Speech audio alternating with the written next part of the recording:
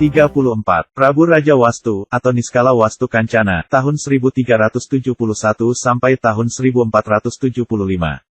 Ialah anak dari Prabu Linggabuana, atau Prabu Wangi. Istri pertamanya bernama Laras Sakarti dari Lampung, dia memiliki anak bernama Sang Haliwungan, dan setelah menjadi Raja Sunda, bergelarlah Prabu Susuk Tunggal.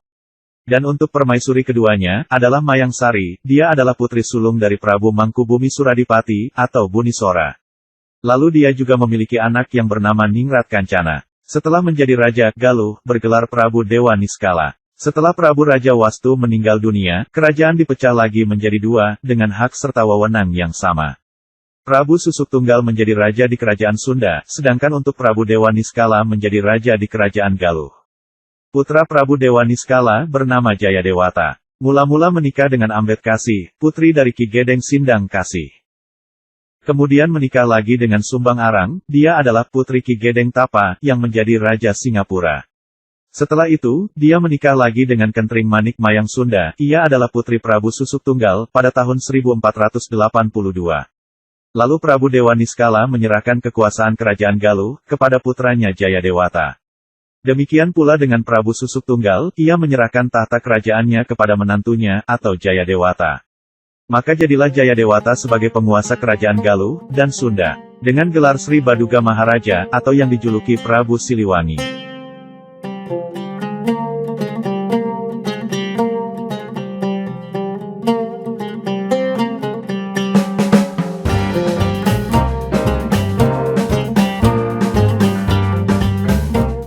Sejarah Kerajaan, Pakuan Pajajaran.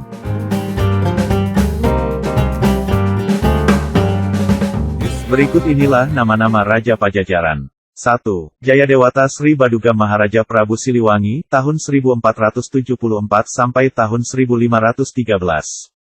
Pada masa inilah, Kerajaan Pajajaran mengalami kemajuan serta kemakmuran. 2. Surawisesa, tahun 1513 sampai tahun 1535. 3. Ratu Dewata, tahun 1535 sampai tahun 1543. 4. Ratu Sakti, tahun 1543 sampai tahun 1551. 5. Raga Mulya, tahun 1551 sampai tahun 1579. 1. Jayadewata Sri Baduga Maharaja Prabu Siliwangi, tahun 1447 sampai tahun 1513.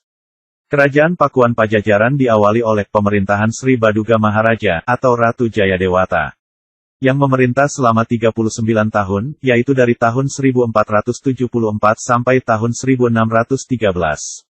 Pada masa inilah, Pakuan mencapai puncak perkembangannya. Dalam prasasti batu tulis diberitakan bahwa Sri Baduga dinobatkan 2 kali. Yaitu yang pertama, ketika Jayadewata menerima tahta Galuh, dari ayahnya, Prabu Dewa Niskala, yang kemudian bergelar Prabu Guru Dewa Pranata.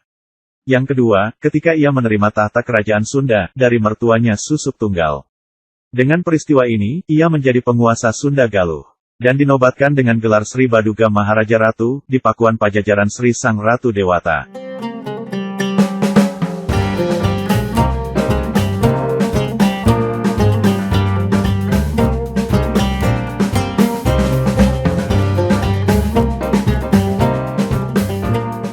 Di Jawa Barat, Sri Baduga ini, lebih dikenal dengan nama Prabu Siliwangi. Nama Siliwangi sudah tercatat dalam Kropak 630 sebagai lakon pantun. Lakon Prabu Siliwangi dalam berbagai versinya, berintikan kisah tokoh ini menjadi raja di Pakuan. Peristiwa itu, dari segi sejarah berarti, saat Sri Paduka, mempunyai kekuasaan yang sama besarnya, dengan Wastu Kancana, atau kakeknya. Waktu mudanya, Sri Baduga terkenal sebagai ksatria pemberani, dan tangkas. Bahkan satu-satunya yang pernah mengalahkan Ratu Japura atau Amuk Marugul, pada waktu bersaing, memperebutkan Subang Larang, istri kedua Prabu Siliwangi, yang beragama Islam. Dalam berbagai hal, orang sejamannya teringat kepada kebesaran mendiang buyutnya, atau Prabu Maharaja Linggabuana, yang gugur di Perang Bubat, dan digelari Prabu Wangi.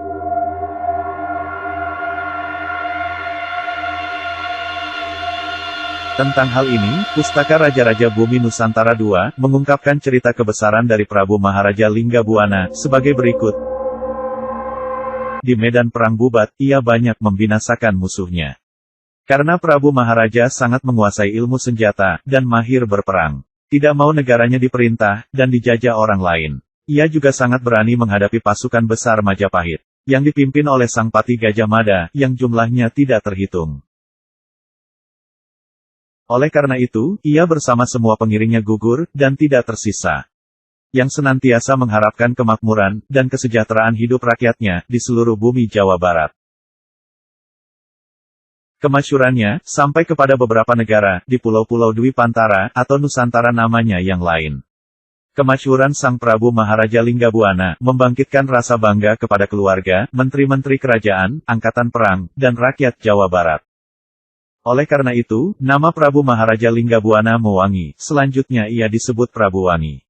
Dan keturunannya lalu disebut dengan nama, Prabu Siliwangi. Demikianlah menurut penuturan orang Sunda.